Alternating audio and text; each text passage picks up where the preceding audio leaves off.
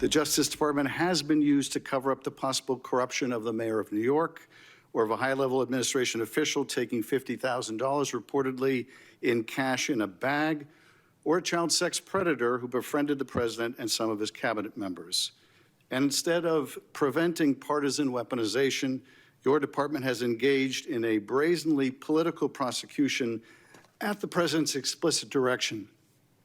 The department has become President Trump's personal sword and shield to go after his ever-growing list of political enemies and to protect himself, his allies, and associates.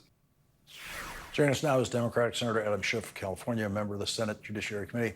And Senator, most of us out here know that you are one of the declared enemies of Donald Trump, who Donald Trump has told that Attorney General to prosecute for, we have no idea what, but that's you're one of his targets.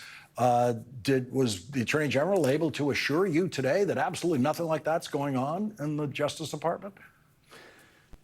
No, certainly not. There were really two themes that I wanted to emphasize in my questions to her. One was the effort to cover up corruption by the Attorney General, by the Justice Department, cover up the Epstein investigation, cover up the Homan investigation, cover up for the mayor of New York, but also, and even more dangerously, their willingness to use the Justice Department to go after the president's enemies.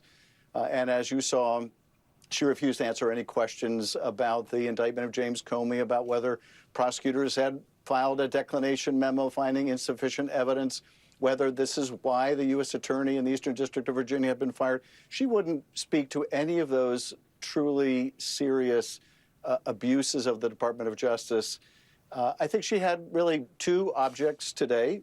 One was to continue the cover-up, and the other was to deflect any questions about the weaponization of the department under her leadership by using these canned attacks on the various senators with the basic object of pleasing the angry old man down the street, the only audience that really matters to her.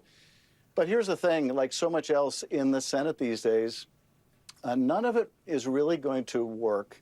None of the oversight, none of the checks and balances, unless Republicans decide, hey, they're going to actually do their job.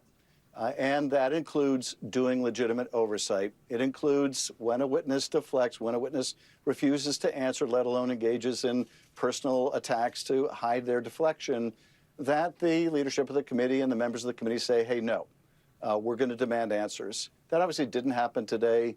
Oversight has sadly been a casualty of this Trump regime, as so much else has, as the power of the purse in Congress, as the power to declare war in Congress. All of those powers of Congress are being ceded to the president one at a time. Well, it seems that Republican senators have all taken a vow to Donald Trump, but the chairs of those committees, to never, ever, ever order any of the Trump witnesses to answer questions in those committees. And that's a brand new thing for the United States Senate. Well, it certainly seems to be new from what I've studied of the history. Now, I'm new to the Senate. But even in the House, in prior administrations, Democratic and Republican, when we would ask questions of members of the administration, we would generally get answers. And they might try to artfully dodge the question, but they at least made some effort to provide an answer, and we would be able to pin them down. And I never witnessed what we have seen now in Bondi and in Patel, where their only answers is to try to insult the questioner. But, you know, again, this goes to really the central necessity of these cabinet members to keep their positions, and that is to endlessly flagellate themselves in the service of Donald Trump, endlessly demean themselves, belittle themselves in order to gratify the president. And that was just on full display today. Senator Adam Schiff, thank you very much for joining us tonight. Thank you.